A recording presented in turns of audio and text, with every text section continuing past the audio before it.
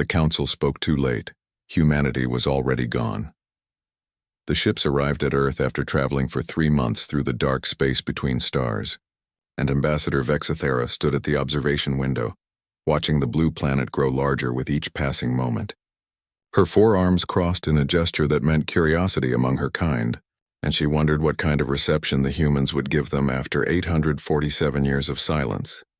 Because the council had finally decided to answer their call, finally agreed to send a delegation, finally stopped debating and started acting. Though perhaps they should have moved faster, she thought. But bureaucracy moved slowly when 12 different species had to agree on everything, and now they were here to make things right, to offer humanity the friendship they had requested so long ago, to welcome them into the galactic community at last. The fleet consisted of 17 vessels, each representing a different member species of the Galactic Council, and they carried diplomats, scientists, cultural experts, and trade negotiators, all prepared to begin the long process of integrating humanity into the greater civilization that spanned 40,000 worlds. And Vexithera had studied the human broadcasts carefully, learning their languages, understanding their customs, preparing herself for the negotiations that would surely take years, because bringing a new species into the council was never simple. But the humans seemed eager, their messages full of hope and desperation, asking for help with their dying son, begging for the technology to save their world, pleading for a chance to join the stars. The communications officer, a blob-like creature named Zixcor, turned several of his eye stalks toward Vexithera and spoke in the common tongue that all council members used, saying that he was getting no response from Earth,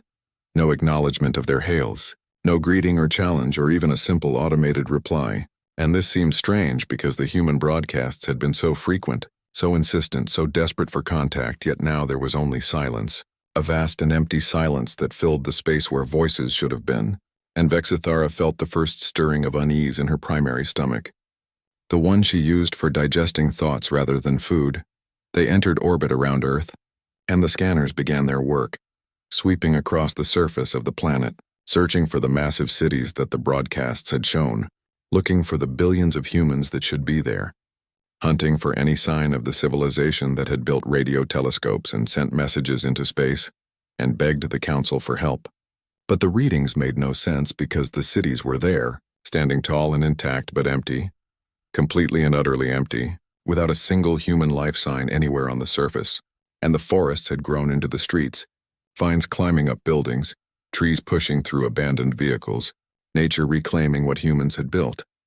Vexithera ordered landing parties to 3 locations, the largest human cities according to their records, places called New York and Tokyo and London, and she went down herself to the place humans had called their United Nations building, where they had recorded many of their broadcasts to the stars, where they had debated and decided to reach out to whatever intelligence might be listening, and the building stood pristine, maintained by robots that still cleaned the floors and watered the plants, machines that continued their programmed tasks despite the absence of any humans to appreciate their work. And in the main assembly hall, a holographic display played on repeat, showing the same message over and over, a loop that had been running for centuries.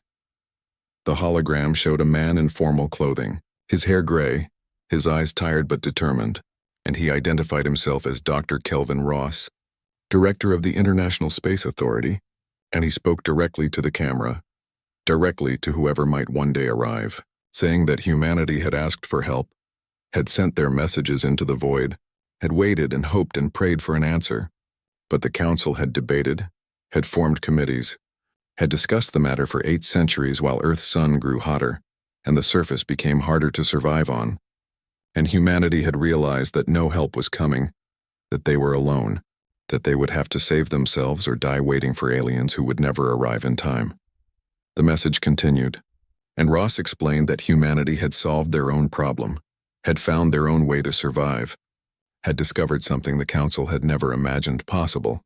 and they were leaving, all of them, every last human, abandoning Earth but taking their knowledge with them, going somewhere the council would never find them, somewhere they could build a future without waiting for permission. And he thanked the council for teaching humanity an important lesson, that waiting for others to save you was the same as giving up, that hope without action was just another word for surrender, and humans had never been good at surrendering. The hologram flickered and Ross leaned forward, his final words spoken slowly and clearly, saying that the council should not look for them,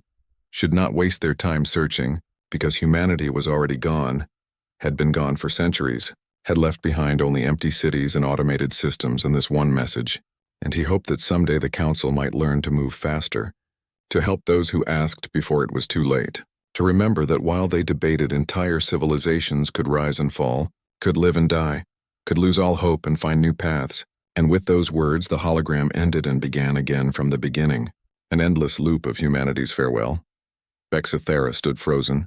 her forearms hanging limp at her sides, and she tried to process what she had heard, tried to understand how an entire species could simply vanish, could leave their home world and disappear so completely that not even the Council's best sensors could find a trace. And she thought about the 847 years of debate, the countless committees, the votes and revotes, and endless discussion about whether humanity was ready, whether they could be trusted, whether their violent history made them too dangerous to join the Council. And all that time the humans had been waiting, hoping, eyeing. The other landing parties reported similar findings: empty cities on the Moon, abandoned colonies on Mars, silent stations orbiting Jupiter and Saturn, every human settlement vacated and left behind, and the robots maintained everything,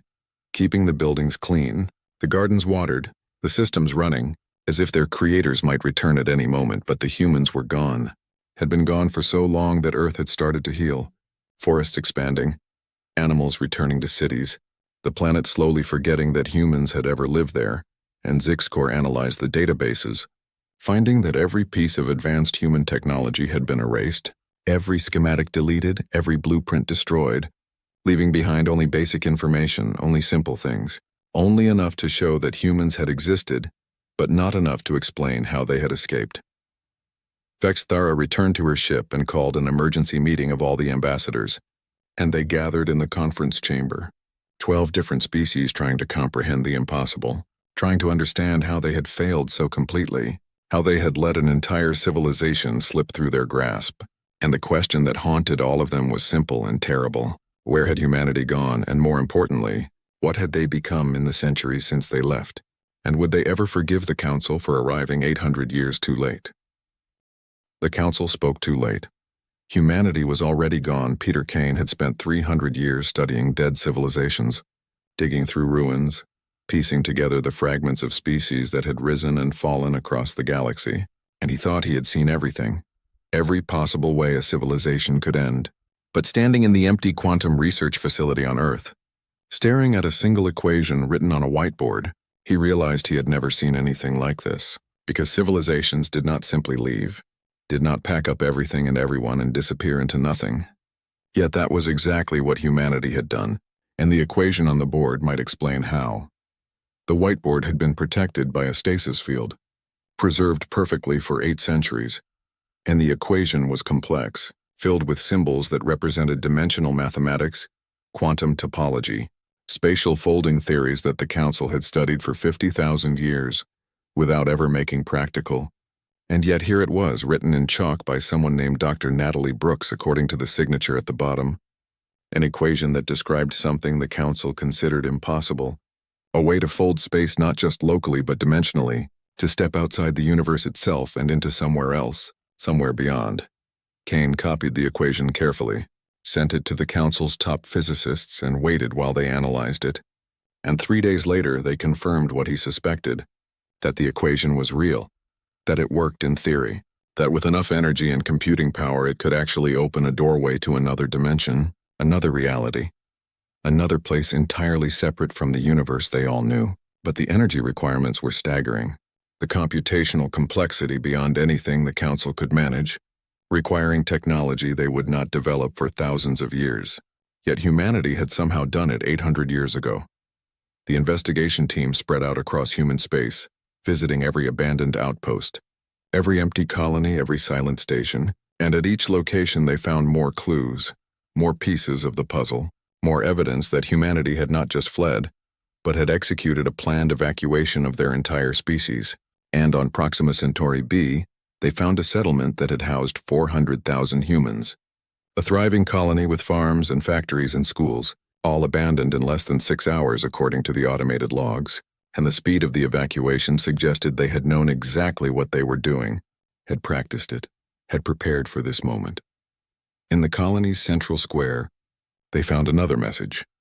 This one recorded by Captain Gregory Stone, a military officer whose service record showed he had commanded the defense fleet, and in the recording he stood with his arms crossed, his jaw set in determination, and he spoke with barely controlled anger, saying that humanity had applied for council membership 400 years earlier, had filled out every form, had provided every piece of requested information, had opened their borders to council inspectors, had done everything asked of them, and the council had responded by forming a subcommittee to study the application, which formed another subcommittee, which requested more information, which debated for 2 centuries before voting to delay the decision for another 200 years. Stone continued, his voice growing harder, explaining that humanity did not have 200 years, that their sun was dying faster than expected, that they needed help immediately, needed the council's star-lifting technology, needed the expertise of species who had solved these problems millennia ago. But the council moved at the speed of bureaucracy, at the pace of endless debate, at the rhythm of committees discussing committees, and while they talked, humans died. Their world grew hotter, their future grew darker, and they realized that the council would never help them in time, would never move fast enough, would never care enough about one small species to actually do something. The recording showed Stone turning to point at something off camera, and the view shifted to show a massive ship, sleek and strange, built with technology that looked nothing like council designs, and Stone said that humanity had stopped waiting, had stopped begging, had stopped hoping for the council to save them, and instead they had saved themselves, had built something new, had discovered something the council never imagined,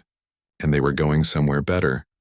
somewhere they could actually build a future, somewhere far beyond the reach of aliens who thought debate was more important than action. Sixth Corps found restricted files in the council's own databases, files that had been sealed for security reasons, files that required special clearance to access. And when he finally broke through the encryption, he discovered the truth that the council had hidden, that humanity's first contact request had been denied, not because they were not ready,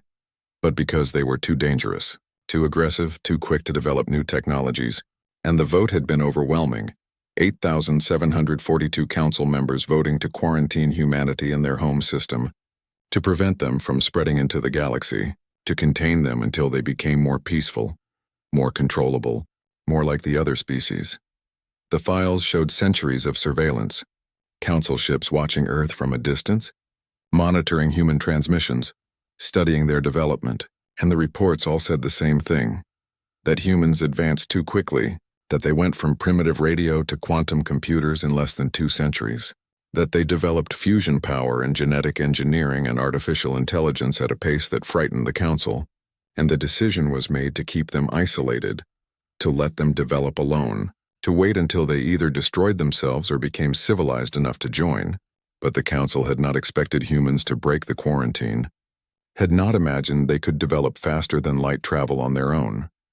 had never considered that isolation might make them stronger instead of weaker. Kane discovered something extraordinary in the Saturn research stations, hidden in a file labeled as equipment maintenance logs, buried so deep in boring technical data that no one had bothered to read it in centuries, and inside he found proof that humanity had cracked faster than light travel, 300 years before the council even suspected, that they had tested it secretly, had built ships in the outer solar system where council sensors could not detect them, had pretended to still be struggling with basic spaceflight, while actually preparing to leave, and the deception had been perfect, complete, sustained for generations. The research stations contained laboratories that were centuries ahead of anything humanity had shown publicly.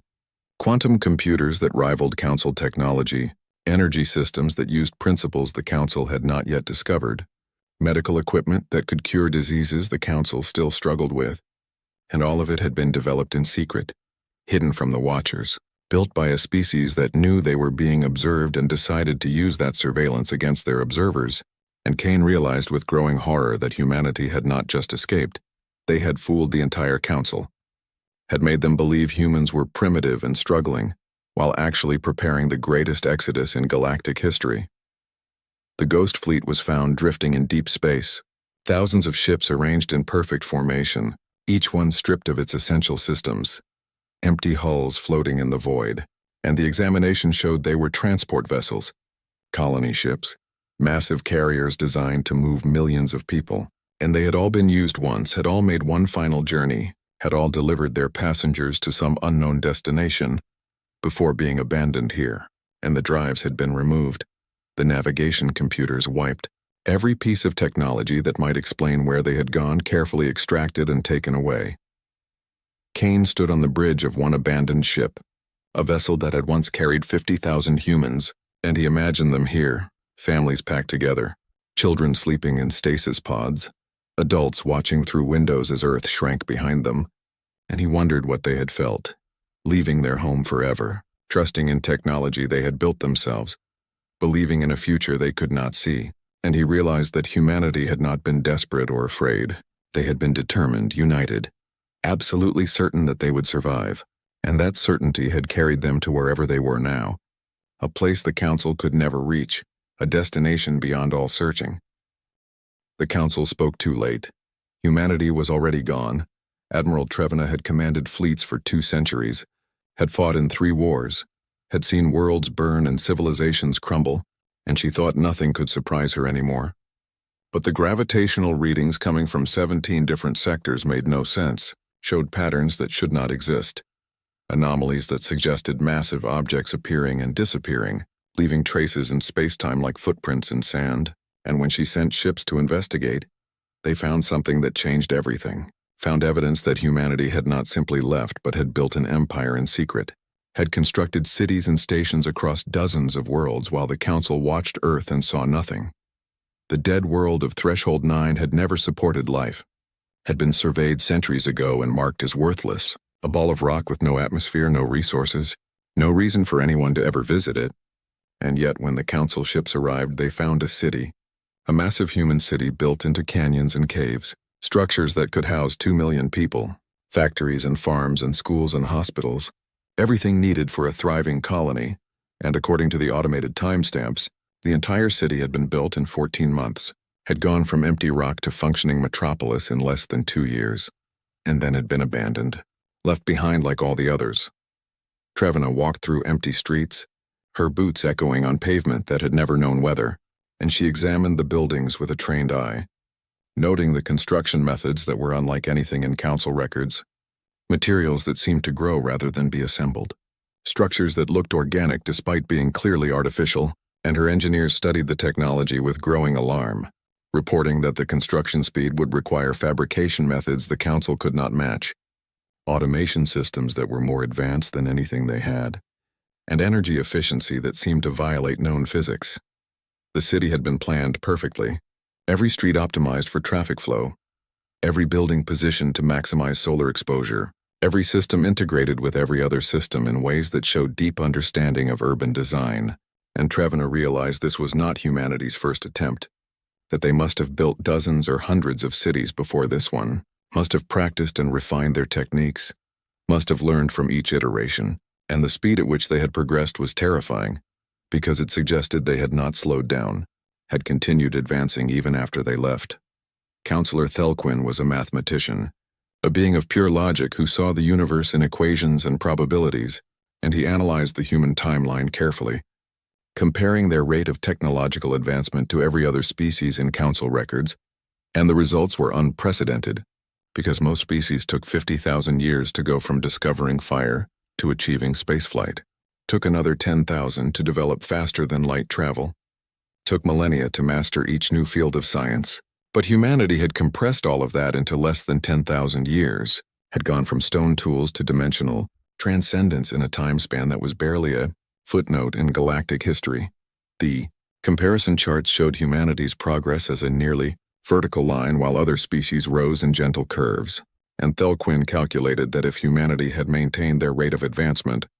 if they had continued learning and growing at the same pace,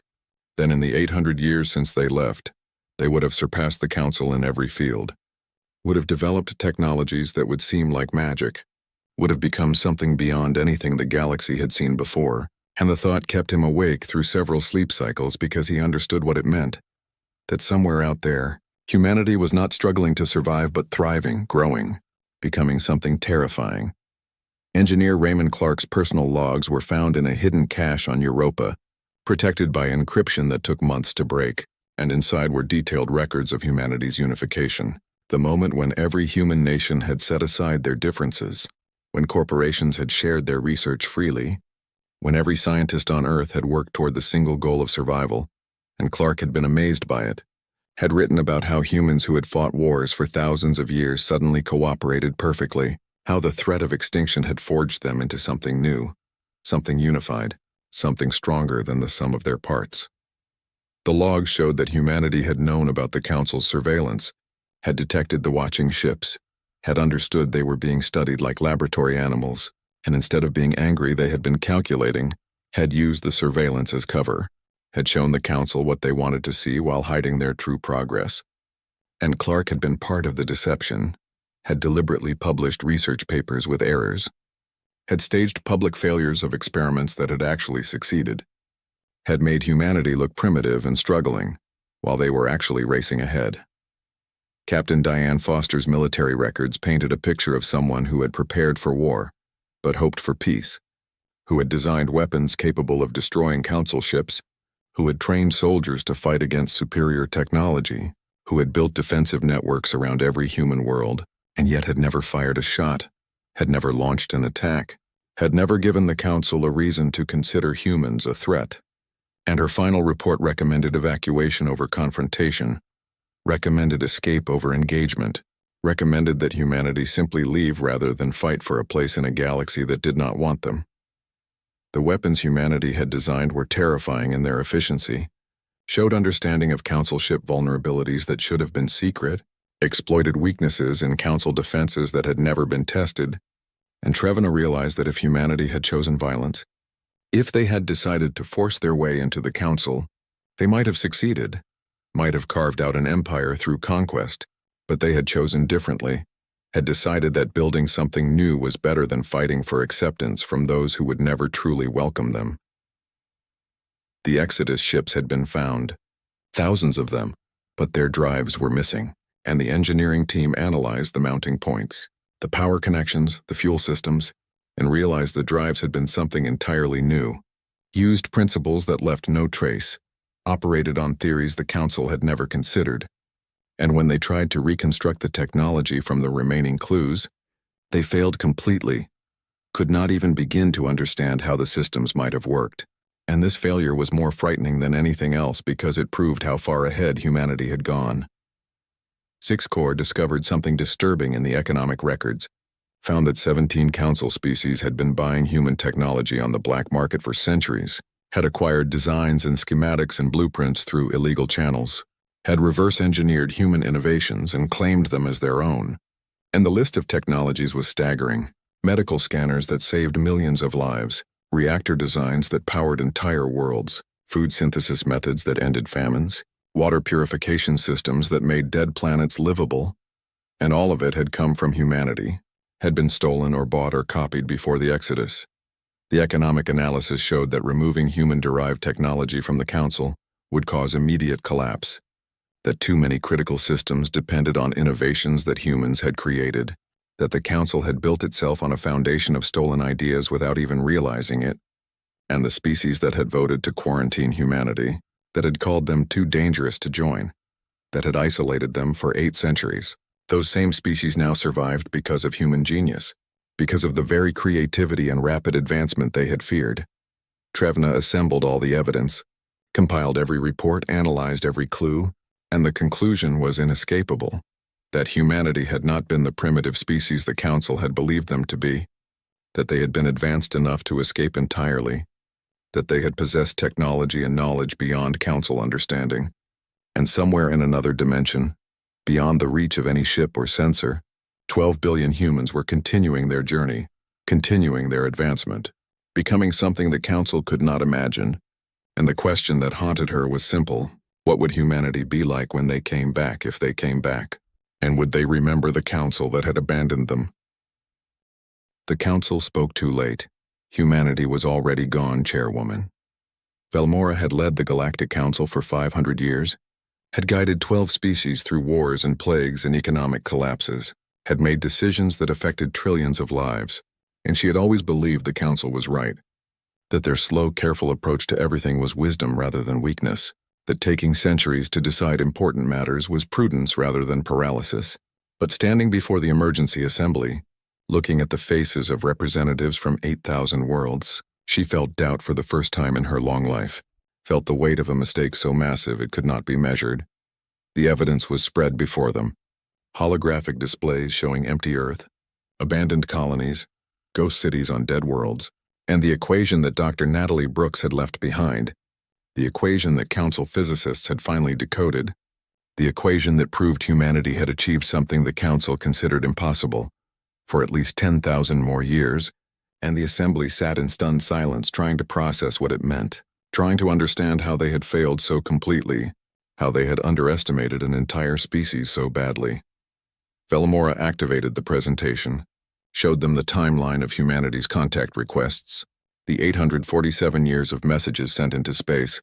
the desperate pleas for help with their dying son, the formal application for council membership that had been filed 400 years ago. And then she showed them the council's response, the formation of committees to study the request, the subcommittees to analyze the data, the debates that lasted for decades, the votes that were delayed again and again, and the final decision to quarantine humanity for another 200 years. And the shame in the chamber was thick enough to touch. The physicist Krelva stood to explain the equation, his tentacles gesturing at the complex mathematics floating in the air, and he said that dimensional transcendence required energy output equivalent to a star-going supernova, required computational power that could simulate entire universes, required materials that could withstand forces that would tear apart normal matter,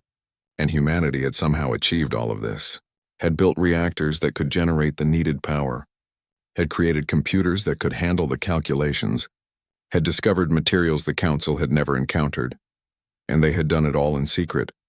had hidden their greatest achievements from every censor and spy, and the level of coordination and secrecy required was staggering. Krelva continued, explaining that the equation described not just leaving this universe but actually moving to another one, to a parallel dimension where the laws of physics might be different, where space and time might work in other ways, where humanity could start fresh without any interference, and the council had no way to follow, no way to even detect where they had gone, no way to communicate or track or find them, because the doorway they had used closed behind them, sealed itself permanently, left no trace except gravitational echoes that faded after a few years. Ambassador Vexthera took the floor, her forearms trembling with emotion, and she read excerpts from President Helen Carter's final address to humanity, words that had been archived in Earth's databases, a speech given on the day the Exodus began, and Carter had spoken with pride and determination, saying that the council had taught humanity a valuable lesson, that the universe would not save them, that they had to save themselves, that waiting for others to help was the same as accepting death, and so humanity had stopped waiting, had taken control of their own destiny, had found the courage to step into the unknown rather than die hoping for rescue. Carter's words were harsh, criticized the council's bureaucracy, mocked their endless debates, questioned how a civilization that moved so slowly had survived at all, and she said that humanity was leaving not in defeat but in victory, that they had solved the impossible problem, that they had united their entire species for the first time in history, that they had built something beautiful and terrible and wonderful, and they were taking it somewhere far away, somewhere the council would never find, somewhere they could grow without limits, without restrictions, without aliens telling them to wait and be patient and accept their place. The speech ended with Carter thanking the council for one thing, for showing humanity what they did not want to become, for demonstrating that age did not mean wisdom, that size did not mean strength, that having 12 species accomplish together what one species could do alone was not cooperation but weakness, and her final words were a warning that humanity would remember this, would remember being abandoned, would remember watching their son die while the council debated, and someday somehow they might return, and the council should hope they returned as friends rather than enemies. Economic counselor Draxvin presented his analysis, showed charts and graphs that painted a grim picture, explained that human technology had infiltrated the council economy more deeply than anyone had realized, that the medical advances of the last 5 centuries were based on human designs, that the energy systems powering half the council worlds used human innovations, that the agricultural methods feeding billions came from human research, and removing all of this, trying to function without human-derived technology, would cause immediate collapse, would kill millions, would send the council economy into a depression that might last centuries. Draxvin pointed out the bitter irony that the council had quarantined humanity because they advanced too quickly, because they were too creative, too innovative, too dangerous, and yet those same qualities had produced the technology that now kept the council alive. That the very traits the council had feared were the traits they had come to depend on, and the species that had voted most strongly to isolate humanity were the species that had benefited most from stealing their ideas, and the hypocrisy was stunning, undeniable, shameful. The debate began. Thousands of representatives wanting to speak, wanting to defend their decisions, wanting to explain why they had voted to quarantine humanity, and they offered reasons that sounded hollow now, said that humans were too violent, too aggressive, too unpredictable, said that their rapid advancement was dangerous, that giving them access to council technology would have been irresponsible, that isolation had been for their own good as much as the council's safety. But Velmora listened to it all and heard only fear, heard the voice of civilizations that had grown comfortable, that had stopped innovating, that had mistaken stagnation for stability. One representative, a young member from a species that had joined the council only 300 years ago, stood and said what others were thinking but would not voice, that the council had not quarantined humanity to protect anyone, that they had done it because humans made them feel inadequate, because watching one species advance in centuries, what took others millennia was humbling and frightening, because accepting humanity would have meant admitting that the council's way was not the only way, that slow, careful progress was not always better than bold, rapid innovation, and the older species had voted to isolate humanity not out of wisdom, but out of jealousy and fear. The chamber erupted in argument, representatives shouting at each other, accusations flying, old grievances surfacing, and Velmora watched the council tear itself apart over a species that was not even there to defend themselves, and she realized that humanity had won without fighting, had defeated the council simply by leaving, by showing that there were alternatives to the slow-grinding bureaucracy that governed 12,000 worlds, and the question now was whether the council could learn from this, could change, could become something better,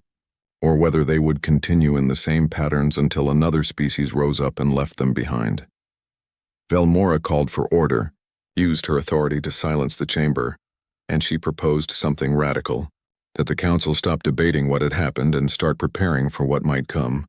because the evidence suggested humanity would return, that they had not fled in fear but left with purpose,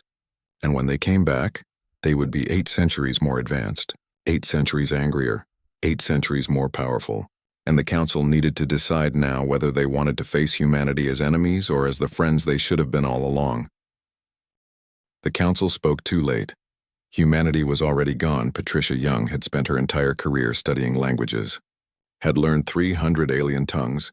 had translated ancient texts from civilizations dead for millions of years, and she had come to Earth thinking she would study human languages, would catalog their dialects and grammars, would add them to the great library of galactic communication, but instead she found herself standing in the deepest archive on the planet, staring at a single encrypted file that had taken the council's most powerful computers 6 months to crack. And when the encryption finally broke, when the file opened and revealed its contents, she understood that this was humanity's real message, their true goodbye, their final gift or curse depending on how the council chose to interpret it. The file was labeled simply as testament, and it contained a video recording made by Dr. Kelvin Ross, the same man who had appeared in the looping message at the United Nations building. But this recording was different, was longer, was more detailed, was meant for whoever found it after enough time had passed. After the council had searched and investigated and finally understood the magnitude of what had happened, and Ross sat in a simple chair, his hands folded, his expression calm, and he began to speak in a voice that carried the weight of someone delivering a verdict. Ross explained that humanity had known the council was watching them, had detected the surveillance ships decades before making first contact, had understood they were being studied and evaluated and judged, and they had made a decision to show the council exactly what they wanted to see, to appear primitive and struggling and harmless, to hide their true capabilities until the moment came to leave. And the deception had been perfect, had fooled every censor and spy, had convinced the council that humans were centuries behind when they were actually racing ahead. The recording showed Ross standing, pacing slowly, and he said that humanity had debated whether to reveal themselves, whether to show the council their true achievements, whether to demand membership based on their actual capabilities rather than their apparent ones. But they had decided against it, had realized that a council which took 8 centuries to answer a distress call would never accept a species that advanced too quickly, that the very qualities that made humanity special were the qualities that would make the council fear them, and fear always led to containment, to control, to cages disguised as protection. Ross paused, looked directly at the camera, and said that humanity had done something the council needed to understand, that they had watched every council session for 300 years, had intercepted their communications, had monitored their debates, had studied every vote and argument and decision, and they had kept records, detailed records, of which species had spoken in humanity's defense and which had argued for permanent quarantine, and those records had been taken with them, had been preserved, had been marked for future reference, because humanity believed in remembering both kindness and cruelty. The recording shifted to show data streams, lists of council members and their votes, transcripts of debates where human extinction was discussed as an acceptable outcome, recordings of representatives who had called humanity a plague that should be contained, who had argued that letting humans die was better than risking them spreading through the galaxy, and Ross's voice overlaid the data, saying that humanity had heard it all, had listened to aliens debating their worth, had watched civilizations that had never met a single human decide they were too dangerous to live, and that experience had taught them something important about the nature of the council. Ross returned to the screen, sat down again, and his expression was sad now, disappointed, and he said that humanity had hoped to find friends among the stars, had dreamed of joining a community of civilizations, had imagined learning from species older and wiser than themselves, but instead they had found a bureaucracy that valued procedure over people, that chose debate over action, that let entire worlds die rather than make a decision quickly, and so humanity had chosen to leave, to find or build their own community, to create the civilization they had hoped to join. The recording explained the dimensional transcendence, not in the complex mathematics that Dr. Natalie Brooks had left behind, but in simple terms, saying that humanity had discovered a way to step outside this universe entirely, to move to a place where space and time worked differently, where the laws of physics could be shaped by those who understood them deeply enough, where a civilization could grow without interference, without limits, without old empires telling them to slow down and wait their turn, and they had taken 12 billion humans through the doorway, every man, woman, and child, leaving behind only empty cities and automated systems and memories.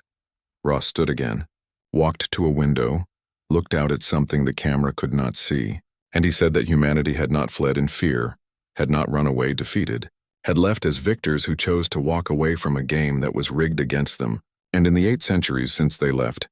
they had built something new, had created a civilization beyond the council's reach, had continued to advance and grow and learn, and they had not forgotten where they came from, had not forgotten the species that abandoned them, had not forgotten the lesson the council had taught them about self-reliance. The message took a darker turn, and Ross explained that humanity had left behind a beacon, a dimensional marker that would activate in exactly 1,000 years after the Exodus, and when it activated, it would create a bridge, a connection between humanity's new home and the universe they had left, and at that moment humanity would have a choice, to open communication with the council or to ignore them completely, to offer friendship or to simply continue their isolation, and which choice they made would depend entirely on what the council had become in the intervening millennium. Ross sat down one final time, and his final words were delivered slowly, carefully with the weight of prophecy, saying that the beacon would activate in 153 years from the time the council found this message, that humanity had calculated how long it would take for the council to finally investigate Earth, to finally realize what had happened, to finally understand the depth of their failure, and they had timed everything perfectly,